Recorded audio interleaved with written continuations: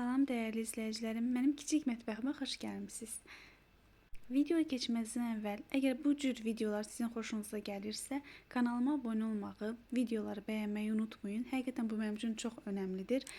İndi isə keçək reseptə. Deməli, eyni ərzaqlarla iki fərqli formada qəlyanaltı hazırladım və hazırlamağı çox asandır. Resepti sizinlə bölüşürəm. Deməli, qaba 2 ədəd otaq temperaturunda olan yumurta əlavə edirəm və üzərinə biraz zövqə görə duz əlavə etdikdən sonra bunları yaxşıca qarışdırıram. Sonra üzərinə 1 stəkan su ilə qarışdırılmış süd və 50 qram duru yağ əlavə edib bunları yaxşıca qarışdırıram. Zövqə görə göyərtilərdən istifadə edirəm. Mən deməli biraz şüyüd, biraz harca 3-4 dənə belə soğan, yaşıl soğan və biraz da yaşıl nanə yarpaqlarından istifadə elədim. Bunları yaxşıca doğradım. Gördüyünüz kimi videoda, yəni orta ölçülü doğradım. Nə xırda, nə də iri olmalıdır. Bunları bir qaba aldım və üzərinə Milla brendinə məxsus olan kəsmik, 9% yağlıqda olan kəsmik əlavə elədim. Yəni bu şirin olmayan kəsmikdir. Bunları yaxşıca qarışdırdım və üzərinə şit olmasın deyə biraz duz əlavə elədim. Bunları qarışdırdıqdan sonra bunları bir tərəfə alıram. Keçirik iri ölçülü lavaşları. Deməli, taxta üzərində bunları kəsməklə işə başlayıram. Gördüyünüz kimi 2 hissəyə belə bölürəm. Yəni bütün lavaşları belə 2 hissəyə bölürəm. Az əvvəl hazırladığımız südlü məhluldan bunun üzərini isladaraq, deməli, şotkana yayıram. Sonra içərisinə şorlu qarışımdan əlavə edirəm. Və bunları belə yumruladaraq büküb bir kənara alıram, tavaya yığıram. Bu işləmi təkrar eləyirəm və bir soba təpsisi, bir soba tavası dolana qədər bunu tamamlayıram.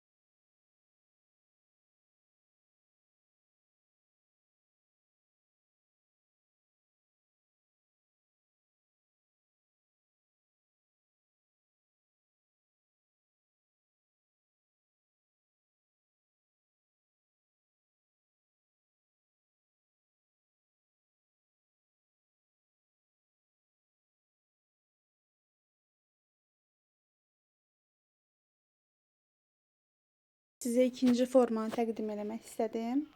Yenə eyni qaydada lavaşları məhlulla isladırıq. Yəni yumşaq olsun deyə bu prosesi edirik. Təbii ki, quru olmasın deyə.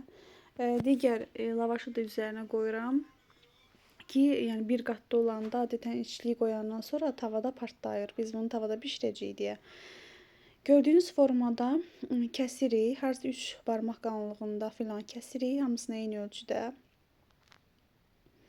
Kəsəndən sonra bunların içərisinə işlik qoyacağıq və bunları tavada bişirəcəyik. Deməli, kəsdiyimiz formaların üzərinə içlikdən qoyuruq və üçgünc formada, yəni videoda göstərdiyim kimi bükürük. Kəsirik bu hissəsini və bu arasına yumurtalı məhluldan sürtürük ki, təbii ki, açılmasın, yəni yapışsın, xəmiri kimi olsun. Yapışdırdıqdan sonra yəni hamısını, bütün xəmirləri, bütün yuxaları bu formada hazır elədim. Videonu sizin üçün tezləşdirdim ki, daha da tez olsun. Gördüyünüz kimi hamısını hazır edirəm bu formada.